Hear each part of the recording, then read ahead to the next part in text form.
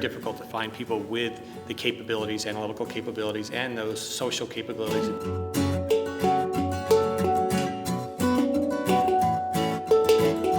The fear that I've seen is I'm going into a black hole. Is there a path out of here? You know, where do I go from here? After doing this for a long time and advancing in my career, because it's been terrific for my personal development as well, and getting certified, that actually brings a lot of credibility. I'm very glad to see IBF evolving from just the forecasting and demand planning topics into S&OP and now product lifecycle management.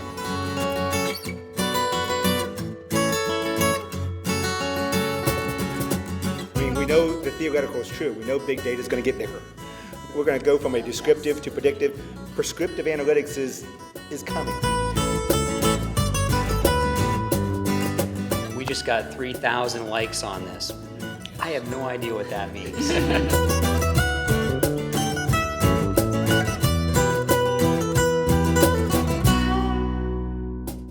So my favorite panel discussion was the last one on talent. Mine too. What did you guys think? You too? Yeah, What mine too. What did you like about it, Sarah? I think we all feel the same challenge, and I know that I work with a lot of really great young professionals with a lot of high motivation and ambition as well, and being able to attract that kind of potentially high potential employees and being able to keep them. I'm glad to see it's a topic. I mean, last year they discussed it. This year they discussed it as well. Because it's going to become more of a problem going forward. So I'm glad to see that it's actually getting time on our panel, some great panel discussing it, but finding solutions before it becomes an issue, because it will definitely become an issue for us going forward. We see a workforce leaving. A lot of these baby boomers that didn't leave because of the recession, they're starting to leave now. Yes. And we have supply chain jobs, demand planning jobs that are coming in and nobody to fill it. It's going to be a 4-to-1 ratio in the next 10 years. Yeah, I think also the topic allowed us to tie a few things together about there's that entry-level people that we're trying to groom and nurture, but then how do we keep the managers kind of advocating for those people and making sure they're bridging up into executive levels that maybe don't fully understand our profession yet? One of the interesting things I heard afterwards from a couple of the younger professionals that were attending was the comment that one of the panelists made that they wanted to try to protect them from too much pressure in a leadership setting. And these folks said they want that pressure. They would rather be thrown into the fire, so to speak. Oh, wow. And I heard it from two different people that felt that they don't really want so much protection. Let us try, let us fail, which was surprising to me. Oh, wow. Yeah. I think one of the challenges is, though, the temperature of that fire is different depending on what company you're working for. So, and that's part of the challenge. And the stress and the pressures at a certain level are different, and they're also now visible to all levels of the organization. Yeah, I think they should be treated as high potential candidates because they are. It's very difficult to find people with the capabilities, analytical capabilities, and those social capabilities and team building abilities. One of the proposals that was made was, is that a dual role? Right. Do you keep it with an analytical type of person, and then do you bring in somebody with salesmanship capabilities to sell a forecast? And I love that point too. We've talked about that last year and the year before. If we do break up those roles, where do you find that talent? Yeah. Right. And again, had great conversations outside the forum, the discussion afterwards, and it is a constant battle trying to know where to fish. Where do you find that talent and bring them in, and then have a career path for them, which we talked about in the panel, which I thought was very interesting, and it's a challenge I think that we all face.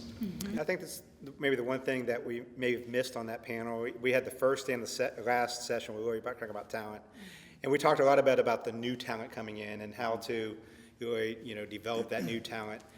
The one thing that was brought to my attention afterwards was a lot of the existing talent, because there's a lot of, you have a brand new demand planning organization. People will come from customer service roles. I have a similar organization. I don't think we're special. I think a lot of companies are seeing that. So how do you develop some of the talent you may already have? And I think we kind of missed the boat a little bit. That was brought to my attention. And I think we really need to look at that as well. Taking people from customer service, finance roles that we already have, what do we do with them? Yeah, and I think it was brought up towards the end also in terms of the network that exists today too, and just what the work the IBF is doing, for example. These conferences, the training. One of the things we did with our new team is we sent them all to boot camp in Henderson, and they all came back with, here are the nuggets they want to go after. So you can start to really get it into their thinking on how they can network out and learn this profession, because it's good to see some action at the university level, and even I think some of the panelists were talking about going to the high school level to start to influence the students before they get to that college, because they're going in with a game plan now. We all on the panel, several of us are on the panel, and no one intended to start off in planning, except you, I think, out of kindergarten. Yeah, it's kindergarten. I always wanted to do. So you are moving people out of customer service and you're really teaching them the analytical skills. Do you feel that that's easier to do than bringing in somebody who might have the analytical skills but then might not have the communication or the personality or emotional quotient? Yeah, What do I you think think? somebody in the audience said we're looking for that person with the S on the Yeah. chest, right? In Right. terms of able to do it all. The thing I like about the customer service people we've brought in is that they're eager and they have that communication skill and they have that how to read people and start thinking about, you can see how they'll be able to influence others someday. But honestly, out of the 8 or so people, 2 or 3 are just really struggling on the analytics. So I think it's a different way to fish.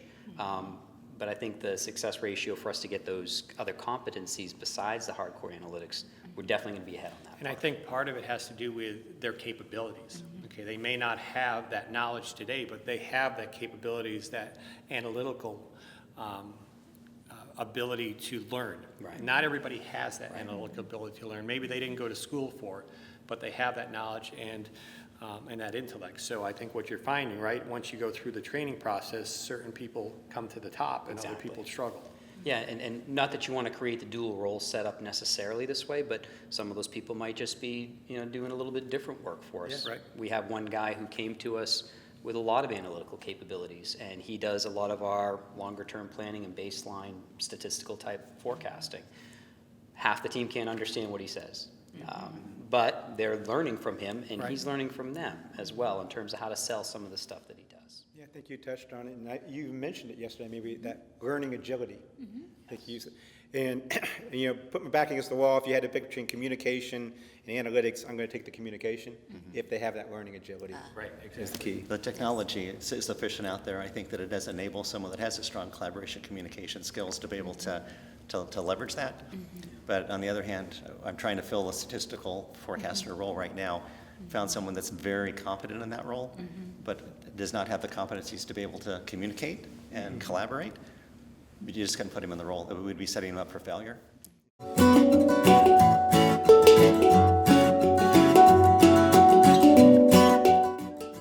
I was going to ask Mark and Todd, when you have those very analytical, statistical minds, do you plan on putting them into a very specific role that they can actually expand their scope and do all of the modeling, and then it's almost a handoff to a collaborator? I think And it who goes can into be- career pathing is what we're looking at. Yeah, I think one of the things we're trying to do is inside our organization, we're trying to make sure we treat people as individuals. And I think that's a key to retention. I think when people know they have a specific path and a specific plan to them, they're not just like everyone else. So our more analytical guy, he actually will do a lot of the foundation work and certainly nurture people along and how to understand and interpret that. But we don't need 4 people doing that. Right. We want that one person that's really, really strong doing that, and he can see where his path is going. The others who are going to use that information, leverage that information, how do we make sure they're leading conversations and getting that spotlight, which is what they really want, that chance to lead the business and show that they're an expert.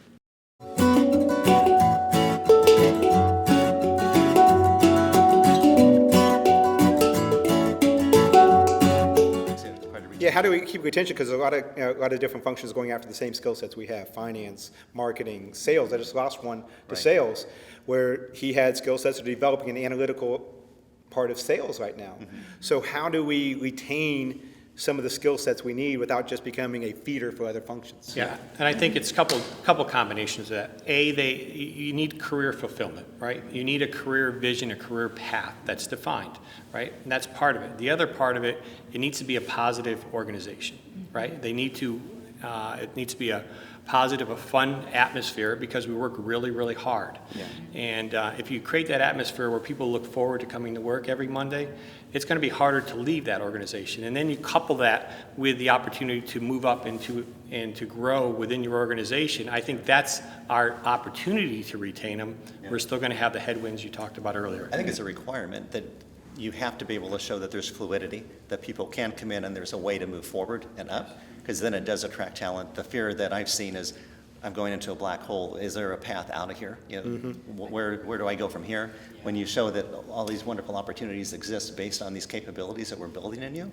that drives excitement for people to come and say, yeah, I want to learn that so I can leverage it, develop my career further, just like Sarah's doing.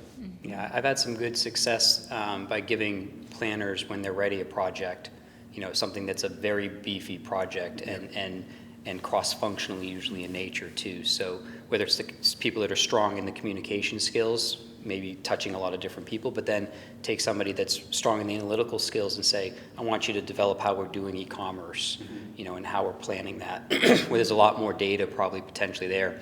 I enjoyed the presentation from Coca-Cola today because I think the person you had presenting, it sounds like she came in and instantly was grabbing some projects. That type of work I think is attractive to people that want to see something very tangible in terms of value they're delivering too. I don't know if you all have had success with projects and getting your people involved, but that's something that's worked well.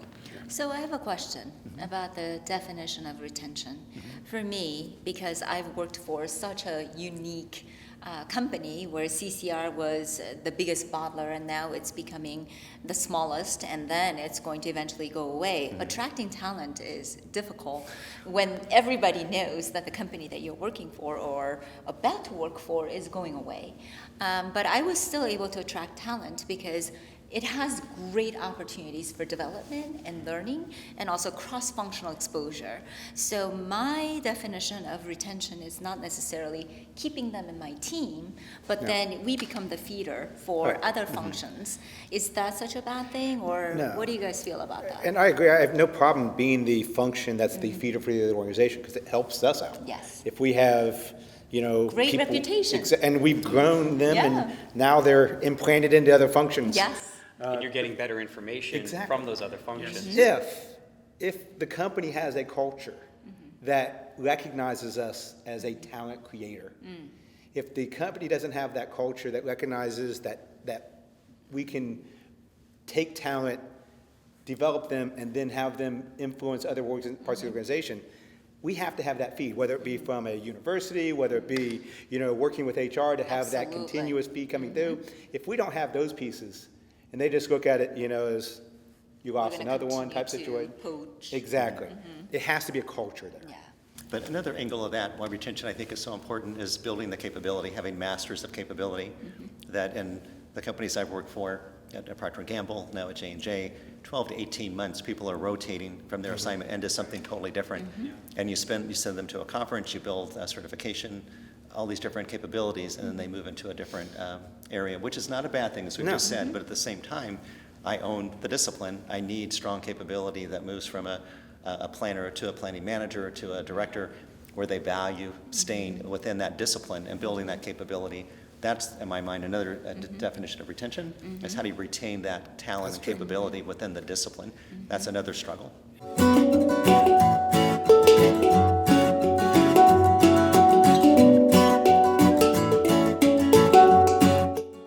Besides talent management, which I said I was glad that we're finally getting in the limelight, I was also glad to see product lifecycle management is being discussed a lot more now this year as well. Because I think forecasting, demand planning definitely impacts marketing, impacts product, and that's really becoming a role for us going forward. So I'm glad to see a discussion, and then we actually had a panel on it as well. Yeah, and it also, we've had some talent move from supply planning roles into product management roles, supporting them. So they brought that analytical skill set and capability there as well.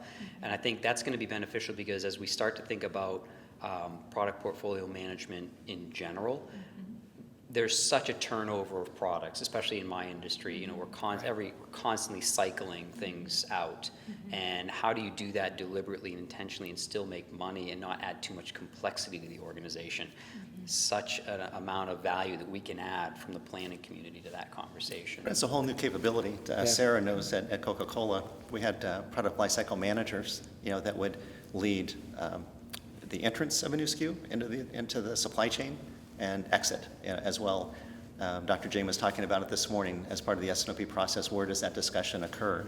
I think you could probably elaborate more in the space that you played at Coca-Cola, how that works out.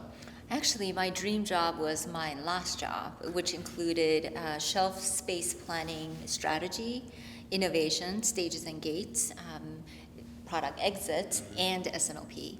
So I kind of had the whole front end of the planning process, and then I was able to bring it into sales and operations planning, and then hand it off to almost the execution part of the organization.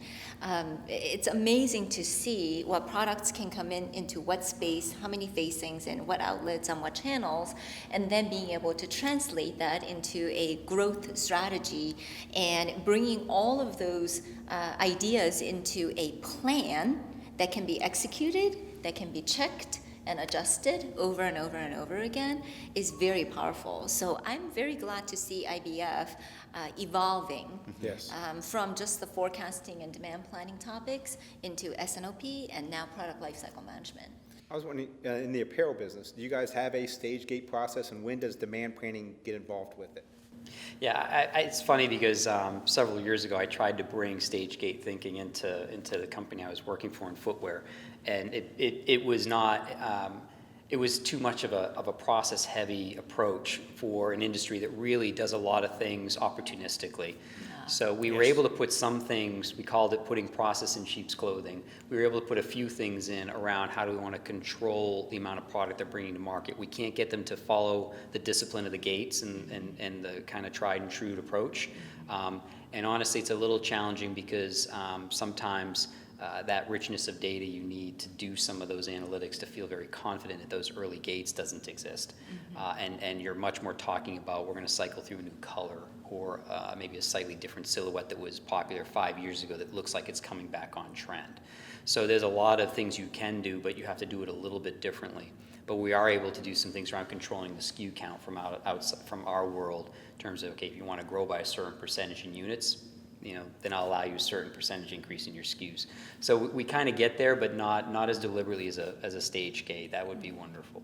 Yeah, and one of the unique things about this is the shorter the life cycle, the more important the feedback from the customers, the more important sales plays in that game, because you need that feedback as quick as possible to make correct decisions, especially if it's an item that's going to be around for one season, right? Yeah. Versus some other items that are going to be around longer. We talked about the different models yesterday about life cycles and items that once again repeat year after year after year. It's a different model than these items, and I think that's one of the critical discussions that we had, and that's ongoing. We did talk a bit about playbooks too, and I think part of that should be some guidance around exiting and optimizing the portfolio, where sales is always very optimistic and enthusiastic about adding to the portfolio. We should have a playbook that says, to your point, at some point there's a checklist, just like they have at Procter & Gamble, that when it hits a certain threshold, we review it, and then we agree that it's time to exit that for whatever those thresholds are. But we seem to have really strong thresholds up front around what qualifies for making a product launch and when to cut it, as we described with the P&G process. But less so on the tail end. When we see the tail, do we have the criteria where we're going to cut it? When I was at Starbucks, every month they would review the performance of the stores, the restaurants, and anything below a certain dollar revenue threshold would be reviewed to say, is this something we should consider maybe closing? So maybe we need to do the same thing with our portfolio. When it doesn't hit certain threshold targets, we consider exiting those. Yeah, I agree. I think the same 5-step stage gate you have for bringing a product to market, you should have a 5-step process for exiting a product. Identify. These are the ones that could. Okay, let's get to stage 4. These are the ones we're going to go after. We do the rationalization. These are the ones. I mean, there's the same process we can do for getting out of a product than we can getting in the product. I think it was you, Sarah, that mentioned that the data takes the emotion out of a lot of the conversation. And there's no better experts in the data than the planning community. And we're very heartless, but we're bias-free also. So we can bring in a discussion to leadership to say, look, these are things that just aren't cutting it anymore. We need to make a decision on it. So it takes because we kind of get into the problem all the time with somebody out there says, no, that's super important for my one customer, and you can't do that. Yeah. Yes, well, let's look at the data. Let's keep bringing the conversation back to I it. love what Jeff from Tasty Cake said yesterday. Oh my gosh, yes. That they take the name off and they bring Yeah. in, this is the data. I mean, that's Yes, what it is. Yeah, Yes, it yeah, is. take the name off the product. And quantifying really the cost, because keeping that SKU in place, there's a cost. There's value destruction. I mean, the inventory or the position of that in the bin in the warehouse, that's the cost. So there's all, and once you define those costs, it's going to be a whole lot easier to get rid of those SKUs, and I think that's part of the opportunity. So we started to look at the actual cost versus the standardized cost, because standardized costs, hey, Yeah. SKU A versus SKU Z, they're exactly the same. Right. But then once we started to really put the right cost against that particular SKU, it became an easier conversation. We do have a multi-stage process that we have laid out, and that has worked out really, really well. Now we are taking it all apart. It's the unfortunate thing, but it did really work very, very well. So in the beginning, when we first started this work stream, we had over 50% of our portfolio in the bottom 1% of the tail in volume, and now we are at 38%. So imagine if you can do that, and we can actually show that by optimizing our portfolio, we are growing our revenue because we have the right set on the shelf that generates greater amount of turns, and we minimize the out of stocks, right? And that translates into higher profitability. I know you guys do the S&OE. Yes. At Tempur-Pedic, we had a TAC, Tracking Action Collaboration, which was a weekly cadence meeting. Ours was focused pretty much on the last couple stage gates of an entry and the last couple stage gates of an exit of a product. So it was very product introduction or transition focused to those meetings. Is your S&OE the same thing? Yes, and for the core part of the business, it's basically balancing inventory, minimizing returns, and minimizing out of stocks. So it was very much this week, next week, or maybe the week after in terms of execution excellence. So yeah, it was very short-term focused and very execution forward. So one of the other issues, opportunities is the creation of the network, of your network. And the way I like to look at this is the relationships we're building is really an extension of all of our departments. If I have a question, now I know who an expert in that area is. I can pick up the phone and call. I don't need to extend my direct organization. I could use this as an extension to my current organization.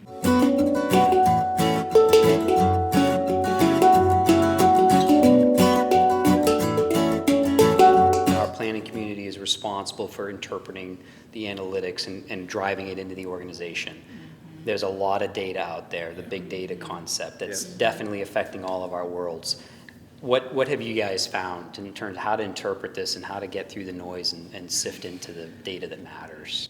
So when I was at Georgia Pacific, we tried, Sarah and I were there at the same time, we tried to dig into big data. Gartner talked about it, and we tried to define what really is big data. The data that is just Twitters and tweets and all that type of stuff, and then there's the syndicated, type data. You're constantly getting POS data daily from Walmart, Target, Amazon, all these different customers.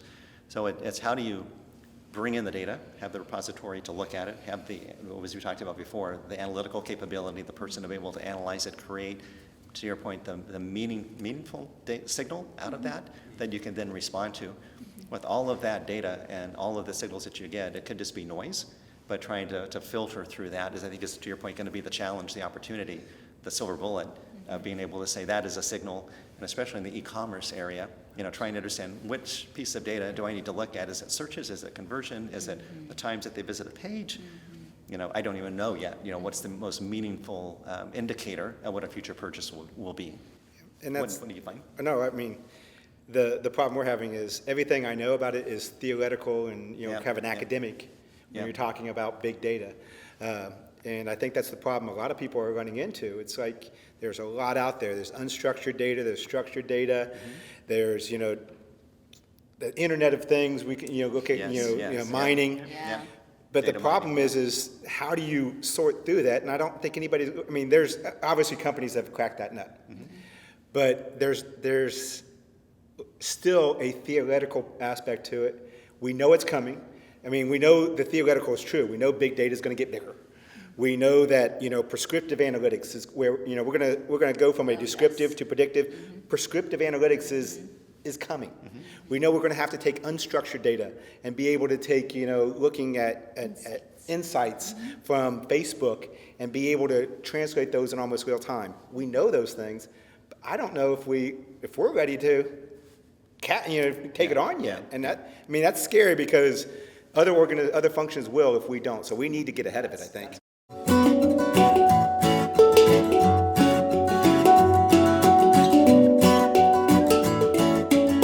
Inside our organization, certain groups, typically marketing groups, that aren't as quantified in how they go about doing the marketing function, they're very quick to say, we just got 3,000 likes on this. I have no idea what that means. And when I've got a 6-month lead time, I can't really respond to 6,000 real-time likes, let alone 3,000. So how do I start to gather that? There probably is gold in that data, but how do we start to interpret it? Yeah, there's a lot of different questions you're going to answer with that data, right? Part of it is we want to make sure that we are able to manage all of the growth that's out there. We want to make sure we're not missing any of that opportunity. So through all that information, are there trends? Are trends changing? Is somebody putting out there a photograph of somebody wearing one of your shoes that now spurs you to have to go and place a large order for this, and with our lead times, that's a challenge. So it's really fighting through all of the information for what matters, but it's also about what are we trying to do with that data, right? We want to understand trends, we want to understand opportunities, and we also want to understand behaviors, because if behaviors change, then we may model things differently. We may target individuals, through emails or whatever, a little differently. And it's about fostering growth. But with all of the media that we have out there, social media, we have to respond much more quicker. So my immediate example is the Prince George, whatever the little child is in England. Prince he wears, George, yes. He wears the latest I'll fashion. take your word for it. Yes. And one day it's on, and then it's like it's blown off. People are buying it everywhere. So I have it's a immediate specific, response. It is amazing. Yeah. We do, actually Coca-Cola has an example. Do you remember Surge? Surge. It's this green colored, I think it was green, sparkling yes. product that I think we had launched 20 years ago. And, consumers who loved it launched a Facebook campaign and said, bring it back. Yep. And it got to Muhtar Kent, our CEO. And he said, we've got 50,000 people who signed this thing and liked it, and they want us to bring back Surge. So we re-commercialized it. Wow. Yep, we brought back all of the ingredients and the balm and the formula and all of it back after a decade or two. It was all driven by social media. Yeah. It was social response. all Yeah. driven So by there's a great value there. The question is, how do we convert that information, that big data, into useful information? Yes, and we did it as a limited edition. So you could find Surge, a case of Surge for $60, $65, $130 on Amazon, because people were buying it and then holding on to it and then putting it online. And it was completely outside of our control, but we created that demand. I guess the consumers created the demand, we responded to it, but then we did it in such a manner that created more excitement, and then it kind of went. Consumers are in the driver's seat. It's come full circle. Consumers are in control. And I think one of the important things about big data is that this discussion is going to continue. Yes. We're just starting the discussion on big data. So, so it's going to be important for us to meet, at the next conference and the conference after that, to understand where we are, because we haven't defined all of the answers. There's a lot of answers out there, and I think this is a great venue to discuss some of those options.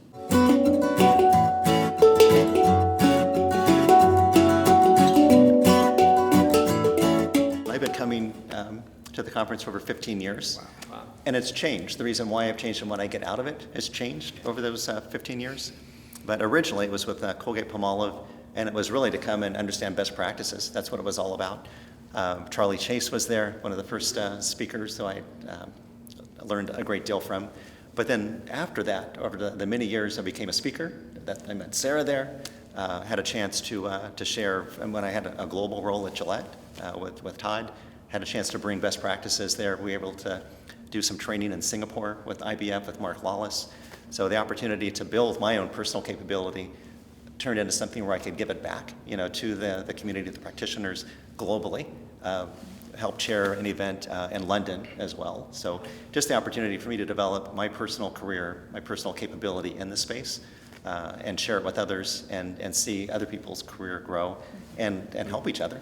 Sarah's helped me, helped Todd. I mean, we've all helped each other, I think, through our career by best practices and learning from each other. So that's one thing I've done. Mm-hmm. What about you, Sarah? What do you think? Wow, I think the first year I came to an IBF conference was about 13 years ago. Mm-hmm. I think it was 2003. And I was a forecasting analyst, and I had just come out of marketing. Had no idea what forecasting was about. And I asked my manager, I need to go learn. She knew supply chain planning very, very well, but I felt very overwhelmed. And I wanted to go to a place where I could learn best practices and meet practitioners and copy some of the learnings and start implementing those key learnings. And thankfully, she supported me, and I came out. And I remember going to the leadership panel. And I was looking up at those leaders thinking, oh my God, when am I ever going to be an expert enough that I could be part of a panel like that? Well, 13 years later, here I am. To that point, I mean, I've been 10 years. The level of talent that's coming to these conferences now and the people on that panel, I mean, I don't think still need to be up on that panel because I'm looking up and there's VPs and directors of positions that didn't exist 10 years ago when I started. Yes. And everybody was pretty much an analyst type level at that point. And I said that's the abilities and knowledge of the people at these conferences. And that's why I come. I learn every time I go to one of these conferences. And I learn more in the hallways and at the cocktail hours talking to people than I do sometimes sitting in some of the sessions. I was riding on the bus yesterday to dinner and person next to me. We had a conversation. I took away nuggets from that conversation. I mean, everybody you talk to is at a skill level now that you can get something from. I mean, when you think about the knowledge, right? You think about how everybody together, how smart we are together. It's incredible. But then you think about the opportunity that you mentioned about personal development. There are very few places where you can go and you could, learn to speak. Look and follow some of these great speakers and look where they are. And, a lot of people come to this first conference saying, well, just like you, I can't believe they're up there and they're doing that. And then the next conference, you step up and you're sitting a little closer. And by the third conference, you're up there doing it. And it's just, when you're around really smart people, good things happen. Yeah, I think you used the word, Eric, nuggets. I mean, that was when I've been coming about 10 years, and when I first started coming, that's exactly what it was. I was finding every time a nugget that I could bring back and implement, and I could learn from others, steal shamelessly is sometimes what I call it too. Absolutely. Yes. But now, after doing this for a long time and advancing in my career, because it's been terrific for my personal development as well, and getting certified, that actually brings a lot of credibility. But now, coming back, what I'm realizing is I'm constantly reminded of some of the things that maybe I've done before and I've gotten away from. So just some of the things around, hearing stage-gate being talked about again, thinking about getting back into, lifecycle management, some of the S&OP practices. Our keynote today talking about you have to be all in and you have to really do a gut check on, are you really all in? These are all things that when I'm on my plane ride back, I'll be thinking about saying, there's a lot that I'm taking away to remind myself of some of the things we need to get back to. And one of the interesting things is these skills are transferable. They're transferable from industry to industry. One of the reasons I'm here today is I moved to a brand new industry. So this is an opportunity That's for right. me to talk to people in that industry and really understand those drivers and how that transferable information, how it works, and what else do I need to know? And there's no better place to come. What I found fun today, I met someone that was here for the first time, and kind of lost like Bambi, in the crowd. People were moving from room to room, and I did. I put my arm around him, sat down. I said, "So what are you really here for? What are you hoping to get out of this activity, this event?" And kind of walking through the options. You can come to learn best practices. You can come to meet people. You can come, to do this, that, or the other. So, let's talk more about what you hope to get out of it and the time that you have here. And let's try and prioritize to meet vendors or, go to a type of session. It was wonderful to think, wow, after 15 years now, I'm giving the Big Brother, speech. Some of the places I've been, I've instantly find a way to carve out a budget to bring people here. And I've used it as an opportunity. All right, now you're going to present. You had somebody presenting today Yeah. from your team. Yep. That is a great chance for them to get up. Maybe they've done it in a safe environment in your own company with a smaller group. Now they're in front of people who are some experts, some, moderate, and some learning. And they're now in a position to not just present it, but get the feedback from this organization. That's where I wrote it into the goals of everybody who works for me. They have to at least come to one conference next year. After that, you're looking at presenting or an article. After that, so I'm going to write it into our goals, because I wouldn't be in the career path I am and be as successful I am without IBF. To be honest, I owe a debt to IBF that I'm not going to be able to repay. And that's the reason I keep coming back, to be able to share articles and share a little bit that I know, because I'm trying to pay back what they've given me over the 10 years. And I think by paying it forward Yeah. as well, Yeah. with the new crop of talent and leaders in the future, we are actually advocating for Yes. ourselves and what we have created as a value in our companies. Mark, when you just said, are you looking for a vendor? Are you looking to network? Are you looking to take away nuggets? When I worked for Georgia Pacific, I specifically came because we were looking for a software package. And it was a great opportunity to go to all of their demos, because I remember back then we used to do like a demo where each vendor would go up and spend half an hour, and we sat there for a couple hours and just watched all the demos. So the opportunities that it provides in a very short period of time, I'm very impressed. Yes. Because it's very consistent. The quality is very consistent. And I also told Allison, my senior manager on my team, when I brought her out here, I said, it's not like Apex or Gartner. Gartner is overwhelming. Yes. Apex can be overwhelming as well. It's a lot more intimate here. You can go up and talk to anyone, either on the panel or in these presentations. And there are lots of opportunities to just sit down and talk. And I think that is a really good setting for development and coaching and networking.